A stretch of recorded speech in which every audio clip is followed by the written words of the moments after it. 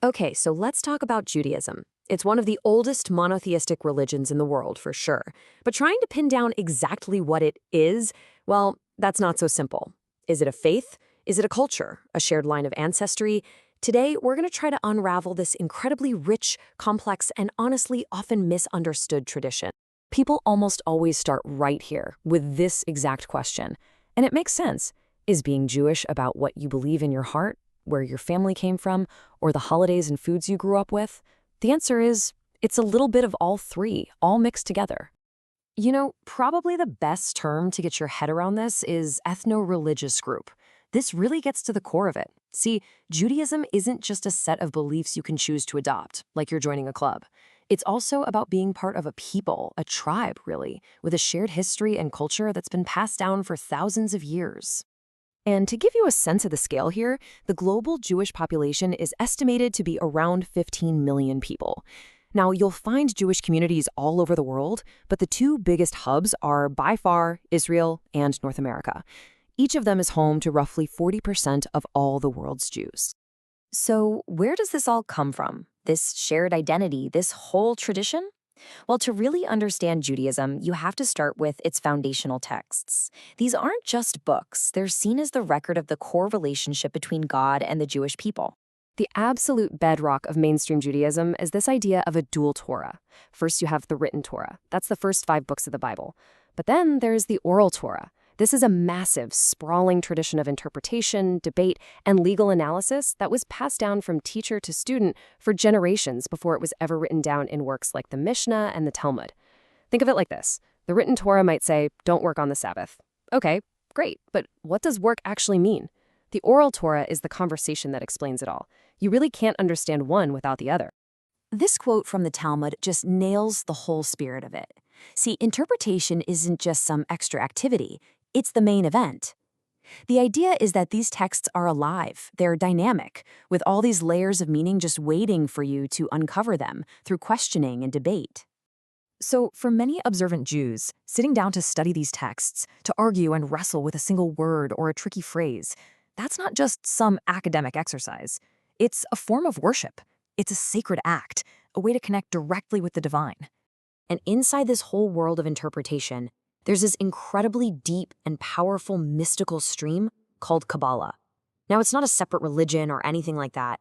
It's more like an esoteric lens for understanding the hidden, secret meanings of the Torah, and for trying to experience the nature of God and the universe on a much deeper level. Just to give you a little taste of this mystical side, think about how Kabbalah sees the human soul. It's not just one thing. It has multiple levels. The 3 most basic are the nefesh, which is kind of our instinctual animal self. Then there's the ruach, our moral spirit, the part that knows right from wrong. And finally, the neshama, which is our higher intellect, the part that connects us to something divine. Okay, so we've got these ancient texts and these really profound ideas. But how does any of that actually translate into a person's daily life? Well, let's take a look at how the Jewish calendar shapes a life full of tradition. The big one, the absolute cornerstone of Jewish life, is Shabbat, the weekly day of rest. From the time the sun goes down on Friday until it gets dark on Saturday, it's a time to completely disconnect from work, from your phone, from all of it, and just focus on family, community, amazing food, and spiritual rest. It's a huge deal. Then you have moments that feel like this painting. The mood shifts completely during the High Holy Days. Rosh Hashanah, the Jewish New Year, and Yom Kippur, the Day of Atonement, these are the most solemn, serious days of the entire year.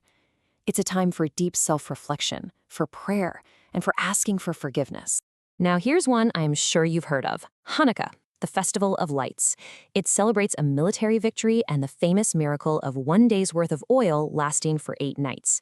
Now, traditionally, it's actually a pretty minor holiday, but it's become much more well-known, especially in the West, partly because it usually falls right around Christmas time. And then on the complete opposite end of the spectrum, you have Purim. It is a wonderfully loud, joyous, almost carnival-like holiday. It celebrates the story of Queen Esther saving the Jewish people. You get public readings of the story, people give gifts and charity, and everyone celebrates with costumes and parties. It's a lot of fun. But look, Judaism hasn't just been frozen in time. As the world changed, as it encountered modernity, different answers started to pop up to the question of how you're supposed to live a Jewish life today. And that led to the development of several distinct religious movements. And really, the biggest difference between the major movements today, Orthodox, Conservative, and Reform, it all boils down to how they approach Halakha, which is Jewish law. Orthodox Judaism sees the law as divine, coming from God and unchanging. Conservative Judaism also sees it as divine, but believes it has always evolved to meet the needs of the time. And Reform Judaism tends to see it more as a set of beautiful ethical guidelines, rather than a set of binding laws you absolutely have to follow. And it's so important to get this. None of these are the right or wrong version of Judaism. They're just different, deeply thought out pathways that let people and communities find their own meaning within this ancient tradition while trying to navigate all the complexities of the modern world. Which, brings us right back to that first question we asked. Is Judaism a religion, a culture, or a people? And the answer is, it's this constant, ongoing conversation between all three. For some people, Jewish identity is rooted in the law. For others, it's in the cultural traditions, or the history, or a deep commitment to social justice. And maybe, just maybe, the most Jewish thing of all is to keep asking the question, to keep having that conversation about what it means to be a part of it all.